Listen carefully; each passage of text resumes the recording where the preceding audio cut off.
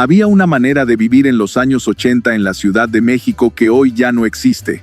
No es nostalgia vacía ni exageración de los que envejecen.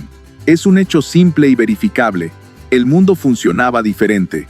No había forma de consultar algo al instante. No había manera de hablar con alguien sin buscarlo físicamente o esperar a que contestara el teléfono de su casa. No había cómo ver una película sin salir a rentarla o sin esperar a que la pasaran en la televisión. Y en esa imposibilidad, en esa lentitud obligatoria, había algo que hoy cuesta mucho trabajo nombrar, pero que todos los que lo vivieron reconocen de inmediato. La vida tenía peso. Las cosas costaban tiempo y esfuerzo, y eso las hacía valer más. Una llamada telefónica era una decisión. Ir al videoclub era una aventura. Ver a alguien era un acontecimiento. La Ciudad de México de los años 80 era una ciudad que todavía no sabía que iba a convertirse en lo que es hoy. Era una ciudad que crecía a una velocidad que ninguna infraestructura podía seguir, que vivía una crisis económica que obligaba a reinventarse constantemente, que en 1985 fue golpeada por algo que cambió su fisonomía y su alma para siempre. Pero también era una ciudad donde la gente salía a la calle, donde los vecinos se conocían, donde el fin de semana tenía rituales compartidos que todo el mundo seguía, porque no había otra opción. Hoy vamos a recorrer esa ciudad. Sus costumbres, sus productos, su televisión, sus bancos, su tecnología apenas naciente, todo lo que hizo de los 80 una década irrepetible en el Distrito Federal. Porque esa ciudad existió de verdad y merece ser recordada completa. Las rodadas en bicicleta y el arte de salir sin destino, antes de que las pantallas colonizaran el tiempo libre, los fines de semana en la Ciudad de México tenían un ritmo propio que se construía sobre una base simple: salir. Salir sin una aplicación que te dijera a dónde ir, sin una reseña que te garantizara que el lugar valía la pena, sin un mapa en el bolsillo. Salir porque afuera estaba la vida y adentro no había nada que hacer. Una de las costumbres más extendidas entre los jóvenes de los 80 en el DF eran las rodadas en grupo. Grupos de amigos que salían en bicicleta por colonias, por el periférico temprano cuando todavía no había tráfico, por el bosque de Chapultepec, por Reforma un domingo por la mañana cuando la avenida todavía pertenecía a la gente y no a los coches. No había aplicaciones para organizar el grupo. No había chat donde coordinarse. Era un acuerdo de palabra, una hora, un punto de encuentro, y quien llegara llegaba. Al final de la rodada era inevitable terminar en algún lado, una taquería, una torta, un refresco en alguna fonda de la zona rosa que en los 80 todavía era el epicentro de la vida nocturna y gastronómica de la ciudad. Y en ese final improvisado ocurría lo mejor, la conversación sin propósito, la tarde que se extendía sin que nadie la estuviera midiendo. Esa manera de pasar el tiempo, ese ir sin saber exactamente a dónde, esa disponibilidad para que la tarde tomara su propio rumbo, es una de las cosas que más ha cambiado. Hoy los planes se hacen con semanas de anticipación y se confirman por WhatsApp la mañana del día. Antes simplemente se llegaba y lo que pasara, pasaba. El videoclub y la liturgia del viernes por la noche. Si tuvieras que elegir un solo ritual que definiera el entretenimiento familiar de los años 80 en México, el videoclub ganaría sin discusión. No porque fuera el único, sino porque tenía todos los elementos de una experiencia completa. El desplazamiento físico, la elección con información limitada, la expectativa y finalmente el momento de la función en casa. Los videoclubs de los 80 ofrecían películas en dos formatos que coexistían con una rivalidad silenciosa: el beta y el VHS. El beta era más pequeño, técnicamente superior según sus defensores, pero el VHS tenía más capacidad de grabación y con el tiempo ganó la guerra. Los hogares mexicanos de los 80 se dividían entre los que tenían videocasetera beta y los que tenían VHS, y la decisión de cuál comprar era tan seria como hoy lo sería elegir entre plataformas de streaming, con la diferencia de que entonces la apuesta era física e irreversible. Ir al videoclub el viernes por la noche era una expedición familiar. Caminabas entre los anaqueles leyendo las contraportadas de las cajas, mirando las portadas que prometían más de lo que la película generalmente cumplía, negociando con los demás miembros de la familia cuál llevaban, porque solo podían rentar una o dos. El empleado del videoclub conocía a sus clientes habituales, sabía sus gustos, podía recomendar con criterio. Era una relación personal que no existe en ningún algoritmo. Los videoclubs además vendían refrescos, botanas, palomitas microondables, todo lo que necesitabas para convertir tu sala en algo que se pareciera vagamente a un cine. Y cuando la película terminaba, y la familia discutía si había valido la pena. Ya era suficientemente tarde para que el fin de semana se sintiera completo. Burger Boy y las hamburguesas que tenían nombre propio. En los años 80, antes de que McDonald's terminara de instalarse en el imaginario colectivo mexicano como la referencia automática de la hamburguesa, había cadenas nacionales que competían con sus propias propuestas y que para muchos capitalinos eran simplemente mejores. Burger Boy era una de ellas. Sus hamburguesas tenían nombres: la Unifan, la Blondoble, la Dino Triple, cada una con diferente cantidad de carne, con su propia personalidad, con sus fans declarados que no cambiaban de orden visita tras visita. Ir a Burger Boy no era solo comer una hamburguesa, era pedir la tuya, la que ya sabías que ibas a pedir antes de abrir el menú. Las cadenas de comida rápida en los 80 entendían algo que hoy se ha perdido un poco. La fidelidad se construye con identidad, no con puntos ni con aplicaciones de lealtad, sino con un producto que la gente puede nombrar, que puede recomendar con especificidad, que puede extrañar cuando ya no está.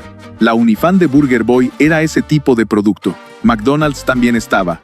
Y también lanzaba sus promociones con juguetes en las cajitas infantiles que los niños coleccionaban con la misma obsesión que hoy tendrían con cualquier otra cosa.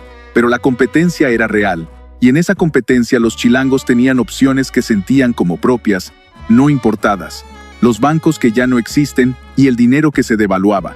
Hablar de los años 80 en México sin hablar de la economía sería contar la historia a medias, porque los 80 fueron, entre otras cosas, la década de la crisis, de la devaluación, de los precios con varios dígitos, que cambiaban de semana en semana y obligaban a las familias a hacer malabares financieros que nadie les había enseñado. Y en ese contexto, los bancos tenían una presencia en la vida cotidiana que hoy es difícil de imaginar. No porque hubiera más servicios financieros, sino porque la relación con el banco era más personal, más física, más cargada de consecuencias inmediatas. El banco era el lugar donde estaban tus ahorros, donde ibas en persona a resolver cualquier trámite, donde el gerente de sucursal te conocía por nombre si eras cliente frecuente. El Banco del Atlántico, con sus sucursales por toda la ciudad. El BCH, recordado por sus rendimientos en una época donde guardar el dinero bajo el colchón era tan válida estrategia como cualquier otra. El Banco Internacional, con su logotipo que todos reconocían y su facilidad para abrir cuentas. El Comermex, que en 1984 se convirtió en Multibanco Comermex y cuyas oficinas en Periférico y Reforma eran un referente visual del poder financiero de la época. Serfín, con sus anuncios televisivos que todos recordaban. Banamex, que fue pionero en instalar el primer cajero automático de América Latina en los años 70 y que en los 80 ya experimentaba con servicios telefónicos que anticipaban lo que décadas después sería la banca en línea. Bancomer, que se consolidó en esa década como el banco más solicitado antes de su eventual fusión con el BBVA español en el año 2000. En 1982, el presidente José López Portillo nacionalizó la banca, un evento que sacudió al país y que cambió la relación entre el gobierno y el sistema financiero de manera que todavía tiene ecos hoy. Los chilangos que tenían dinero en el banco aquella mañana de septiembre recordarán exactamente dónde estaban cuando se enteraron de la noticia. Ese es el tipo de memoria que producen los eventos que tocan directamente el bolsillo y la cotidianidad. La televisión de los 80 y los programas que paraban la ciudad. En los años 80 en México solo existían los canales de televisión abierta. No había cable generalizado, no había opciones de pago accesibles para la mayoría. No había manera de ver algo que no estuviera en la parrilla programada. Y esa limitación, paradójicamente, creaba algo que hoy es prácticamente imposible de replicar. La experiencia televisiva compartida. Cuando Caras y Gestos iba al aire en el Canal 2, conducido por Talina Fernández, con esa energía particular que la hacía inconfundible, todo México que estaba frente a una televisión lo veía al mismo tiempo. Al día siguiente en la escuela, en el trabajo, en el mercado, la conversación era la misma porque todos habían visto lo mismo. Esa sincronía cultural, esa referencia compartida que no requería ningún contexto adicional porque era automática, es una de las cosas que más ha cambiado en la manera en que consumimos entretenimiento. La Carabina de Ambrosio en los 70 y principios de los 80, con su comedia que mezclaba el humor popular con la presencia de figuras del espectáculo que en otro contexto habrían sido intocables. Tú para los jóvenes, conducido por René Casados, donde la música y los concursos y el baile capturaban a una generación que se estaba inventando a sí misma entre la crisis económica y el optimismo juvenil que coexistían de manera extraña en aquella década. El Canal 5 era el paraíso de los niños. Supervacaciones en el verano, las series animadas, las cápsulas del tío Gamboín y Rogelio Moreno, que generaciones enteras recuerdan con una precisión que ninguna otra cosa de su infancia conserva. El Canal 8, donde nació el Chavo del Ocho, y donde el humor de Chespirito se convirtió en el idioma emocional compartido de toda América Latina. El Canal 11 del Politécnico, con su oferta cultural y cinematográfica, que para cierto tipo de espectador era la única alternativa seria a la televisión comercial. Ver televisión en los 80 era un acto familiar y colectivo. La pantalla estaba en la sala, no en el cuarto de cada quien. Lo que se veía era decisión de todos, o del que tenía más autoridad para elegir, que generalmente era el papá. Y esa negociación, esa convivencia forzada alrededor de una sola pantalla, creaba conversaciones y dinámicas familiares que la televisión personal de hoy ha eliminado casi por completo. El Walkman y la revolución de llevar tu música contigo. En una lista de los objetos que más transformaron la vida cotidiana de los jóvenes en los años 80, el Walkman de Sony ocupa un lugar que ningún otro producto disputa seriamente, porque el Walkman no era solo un aparato para escuchar música. Era la primera vez en la historia que una persona podía crear su propio universo sonoro mientras transitaba por el mundo compartido. Ponerte los audífonos, presionar play en el cassette que habías grabado con paciencia y amor, y caminar por la calle o ir en el camión, era entrar en una dimensión paralela donde la música que tú elegías acompañaba exactamente lo que estabas viviendo. Eras el protagonista de tu propia película. El mundo seguía ocurriendo afuera, pero tenía una banda sonora que era tuya. Tener un Walkman en los 80 en México era un lujo real. No todo el mundo podía comprarlo, y quienes lo tenían lo cuidaban con una dedicación proporcional a lo que había costado. Las pilas eran un gasto constante y calculado. El cassette que ponías era una decisión importante porque no podías cambiar de canción en un segundo como hoy, tenías que esperar o adelantar manualmente. La grabadora portátil, esa caja más grande que se cargaba al hombro con su bocina incorporada, era la versión más social del mismo principio. Grupos de jóvenes que se reunían alrededor de una grabadora en el parque o en la banqueta, compartiendo la música que a todos les gustaba o negociando cuál cassette ponían. Era tecnología primitiva por los estándares de hoy, pero en su momento era la vanguardia, la prueba de que el futuro estaba llegando. Las computadoras llegaron y nadie sabía bien qué hacer con ellas. A finales de los años 80, empezaron a aparecer en algunos hogares del Distrito Federal unos aparatos que nadie sabía exactamente cómo usar, pero que todo el mundo intuía que iban a cambiar algo fundamental. Las computadoras personales, con la IBM PC como referencia dominante, llegaron a México con sus 64 kilobytes de memoria, sus pantallas de fósforo verde que cansaban la vista, y sus unidades de disco flexible que hacían un ruido particular al leer la información. Tener una computadora en casa en los 80 era una declaración de modernidad y de recursos económicos al mismo tiempo.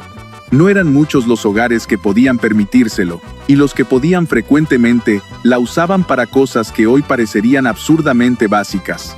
Escribir documentos, hacer cálculos, jugar los juegos pixelados que cabían en un disco de 1.44 megabytes. Pero en esa torpeza inicial, en ese periodo de no saber bien qué era exactamente lo que tenías en casa ni para qué iba a servir, había algo que hoy se extraña: la sensación genuina de estar en el umbral de algo nuevo.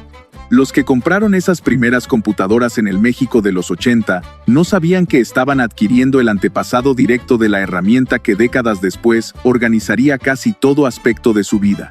Lo hacían por intuición, por curiosidad, por el deseo de no quedarse atrás de un futuro que se acercaba sin pedir permiso. Las casetas telefónicas y las conversaciones que valían. Antes de los teléfonos celulares, antes de que la comunicación se volviera instantánea e ilimitada, existían las casetas telefónicas. Esas cabinas de metal o plástico instaladas en esquinas y en lugares de afluencia pública, donde tenías que insertar monedas para hablar, donde el tiempo que durabas dependía de cuánto cambio llevabas en la bolsa, donde la conversación tenía literalmente un costo por minuto que te obligaba a ir al grano. Hablar en una caseta con alguien que te importaba era una experiencia completamente diferente a lo que hoy llamamos comunicación. Tenías que buscarte el cambio antes de salir. Tenías que recordar el número de memoria porque no había pantalla donde buscarlo. Tenías que hablar en voz alta en un espacio semipúblico donde cualquiera podía escucharte si quería. Y tenías que terminar cuando las monedas se acababan, no cuando la conversación llegaba a su fin natural. Esas limitaciones hacían que lo que se decía importara más. No había mensajes de hola, ¿qué haces?, enviados por inercia.